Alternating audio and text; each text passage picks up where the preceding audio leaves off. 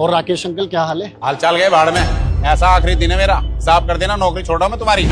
कैसा बदतमीज गार्ड है, जीजू से कैसे बात कर रहा है? ओ हेलो, क्या तमीज है तुम्हारी? है अपने साहब से कोई ऐसे बात करता है? कहेगा साहब, 4 साल हो गए काम करते हुए, 500 रुपए तो बढ़ाए नहीं जाते, 12,000 में नौकरी कराए जा रहे। 4 साल हो गए मुझे यहाँ पे, मेरी तरक्की होने वाली नहीं है यहाँ पे, मुझे लग रहा। ऐसा मेरा हिसाब कर दियो। ओ हेलो, तुझे जॉब छोड़नी है ना तो छोड़ दे, हमें भी शौक नहीं है तुझ जैसे इंसान को यहाँ नौकरी पे रखने का, ठीक है? जॉब छोड़नी है तमीज में छोड़, बदतमीजी करने की जरूरत नहीं है, वरना ऐसा थप्पड़ पड़ेगा ना मुंह घूम जाएगा तेरा। मैडम आप तो चुप रहो, ऐसा ना मैं आपसे बात नहीं कर रहा हूँ, साहब से बात कर रहा हूँ। एक मिनट, आप लोग आपस में क्यों झगड़ रहे हो? सताक्षी, इशिका, मैं हूं ना बात करने के लिए, तुम दोनों हमारे बीच में क्यों बात कर रहे हो? देखो अंकल जी, आपको हमारे पास नौकरी करनी है या नहीं करनी है, it's all up to you. लेकिन मैं आपका बॉस हूँ, तो किसी भी बॉस से कोई भी एम्प्लॉय इस तरीके से बात नहीं कर सकता। माना मैं आपसे उम्र में छोटा हूँ, लेकिन इज्जत मैं भी डिजर्व करता हूँ। बाकी मुझे लगता है कि 12,000 सैलरी एकदम परफेक्ट है, और इस सोसाइटी में आसपास जितने भी गार्ड है उनकी 10 से 12,000 ही सैलरी होती है। मेरे अकॉर्डिंग मैं आपको बहुत अच्छी सैलरी प्रोवाइड कर रहा हूँ, लेकिन आपको अचानक क्या हुआ जो आप इस तरीके से, इस बिहेव से मुझसे बात कर रहे हो?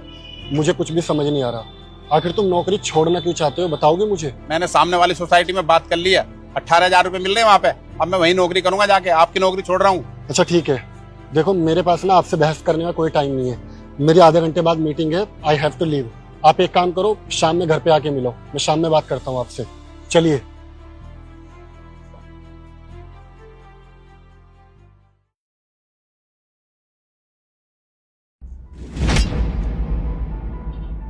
अरे राकेश जी, आप खड़े क्यों? बैठो ना। साहब हम यहाँ बैठने नहीं आए, आप हमारा हिसाब कर दो, हम चले जाएंगे।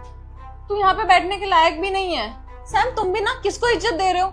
इसकी इतनी औकात नहीं है कि हमारे सोफे में बैठेगा, ऊपर से अकड़ भी दिखा रहा है। कोई जरूरत नहीं है इसको बैठाने की।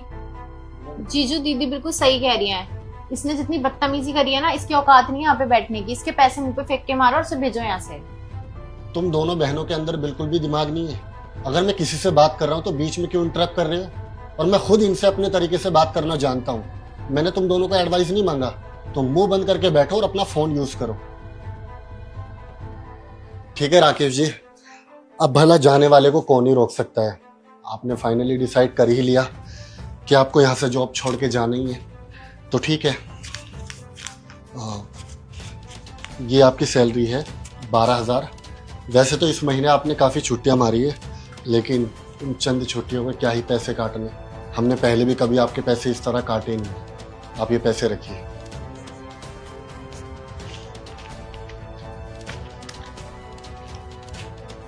ठीक है साहब, हम जा रहे हैं। लेकिन राकेश जी, एटलीस्ट रीज़न तो बता कर जाओ कि ऐसी भी क्या परेशानी आ गई कि आप इस तरह मुंह फेर कर जा रहे हो? साहब आपको बताया तो था बाहर। और राकेश जी क्या हाल है? अब तो सैलरी वैलरी बहुत बढ़ गई होगी। अरे कहाँ साहब, वही 12,000 में कर रहा हूँ, 4 साल हो गए। 10,000 में लगा था, 500 हर साल के बढ़े, 12,000, आज तक 12,000 में ही काम कर रहा हूँ साहब। बस 12,000 रुपए? अंकल जी, ये जो अमीर लोग होते हैं ना, इनके यहाँ आप 10 साल भी नौकरी कर लोगे ना, तब भी आपकी सैलरी नहीं बढ़ने वाली। वो सामने सोसाइटी देख रहे हो, लॉजिक्स, वहां पे गार्ड की नौकरी पता कितने से स्टार्टिंग है? 18,000 रुपए। और ना जाने कितनी गार्ड की तो जॉब मैंने ही लगवाई है।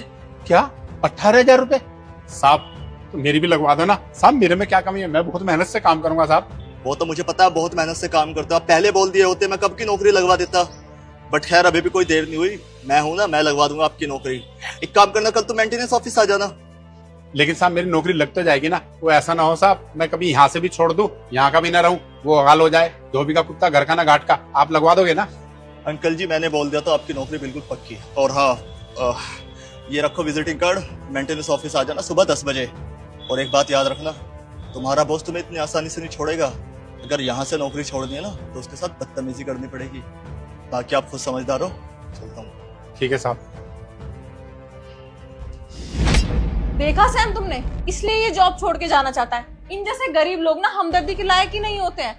तुमने इन्हें सर पे चढ़ा रखा है, 2-4 हजार रुपए फालतू क्या मिलने लग गए। ये जॉब छोड़ के जा रहा है, इसने ये तक नहीं सोचा कि यहाँ पे कितने टाइम से जॉब कर रहा है और हम इसे कितने अच्छे से रखते हैं, फैमिली मेंबर की तरह। अरे कम से कम हमारे बॉन्ड के बारे में, हमारे रिश्ते के बारे में तो सोच लिया होता। क्या बोला मैम आपने? बॉन्ड, रिश्ते? आप दोनों रिश्तों की बात ना ही करें तो ही अच्छा है। मैम साहब अगर हमने आपसे रिश्ता ना माना होता ना तो 4 साल से सेम सैलरी पे यहाँ नौकरी नहीं कर रहे होते। लेकिन आप लोग ना हमें अपना नहीं समझते। अब आप एक बात बताइए, पिछले 4 सालों में आप लोगों ने हमारी कितनी सैलरी बढ़ाई है? अरे होली दिवाली के नाम पे, सैलरी के नाम पे 500 रुपए बढ़ाए हैं। अब आप सोच के देखो, 12,000 रुपए में शहर में रह के क्या होता है? 10,000 तो खाने खर्चे में खर्च हो जाते हैं, बचते हैं 2,000 रुपए। तो 2,000 रुपए हम गाँव में भेजते हैं, हमारे बीबी बच्चे कैसे पलेंगे? आप ही सोचो जरा। अरे तुम लोग होटल में जाकर के 12,000 रुपए तो एक दिन में खर्च कर देते हो, लेकिन कभी आपने हमारे बारे में सोचा कि हम अपना परिवार कैसे पालेंगे? तो कैसे नौकरी करेंगे हम आपके पास में? मेम साहब, अब हम नौकरी वहां करेंगे जहां हमें ना ज्यादा पैसे मिलेंगे। आए बड़े रिश्तों की बात करने वाले। ठीक है मेम साहब, हम जा रहे हैं। अरे राकेश जी सुनो, चले जाना, लेकिन आपकी एक अमानत है हमारे ऊपर, वो अमानत लेकर जाओ। साहब बस अब आप हमें ना मत रोकिए, हमें जाने दीजिए। ठीक है, आपने फाइनली डिसीजन ले लिया यहाँ से जाने का। अब जाने वाले को कौन ही रोक सकता है, लेकिन एटलीस्ट आप अपनी ये अमानत तो लेकर जाओ। ये आपका चेक है, ये तकरीबन 3 लाख रुपए बन रहे हैं आपके। ये चेक साहब, ये चेक हमें क्यों दे रहे हो? हाँ हाँ, ये आपके ही है, एक बार पकड़िए, मैं सब समझाता हूँ। एक्चुअली वो क्या है ना कि जो भी हमारे यहाँ पे बुजुर्ग काम करते हैं, हम उनका सेक्रेटली एक अकाउंट खुलवा देते हैं। उस अकाउंट में हर महीने जो उनकी बकाया सैलरी होती है, जैसे कि आपकी सैलरी 12,000 रुपये महीना नहीं है, आपकी सैलरी यहाँ पे 18,000 रुपये महीना है, लेकिन हर महीने हम आपको 12,000 ही देते हैं, ताकि जब आप यहाँ से रिटायरमेंट लेके जाओ, वो जो बाकी का इकट्ठा अमाउंट है आपकी रिटायरमेंट में हम आपको दे सके। क्योंकि हमें बहुत अच्छे से पता है आप लोग जिस फैमिली से बिलोंग करते हो वहाँ पे खर्चे बहुत होते हैं। अब आपको 12,000 रुपये महीना दो या 18,000 रुपये महीना दो, सेविंग के नाम पे आप लोगों के पास कुछ भी नहीं होता। तो इसलिए हम सब लोगों ने प्लान किया था कि क्यों ना एक ऐसा काम किया जाए, जब भी हमारे यहाँ से कोई एम्प्लॉय रिटायरमेंट लेकर जाएगा तो उसको हम 2-4 लाख रुपए रिटायरमेंट के तौर पे उसकी ही सेविंग दे सके।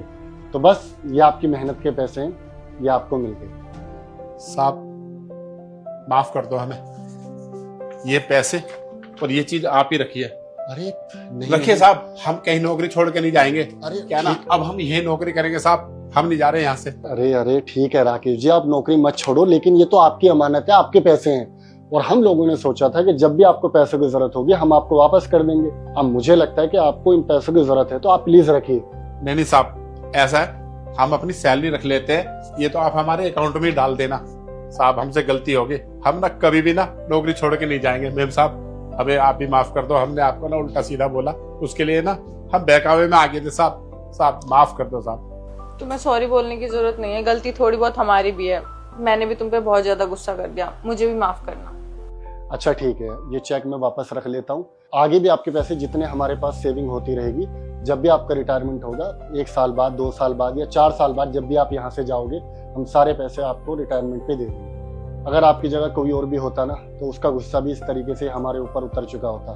बट कोई नहीं, आप हमारे बाप समान हो और इतनी मेहनत से आपने यहाँ पे काम किया है, तो इतना तो बनता है। ठीक है साहब, हम चलते हैं साहब, नमस्ते।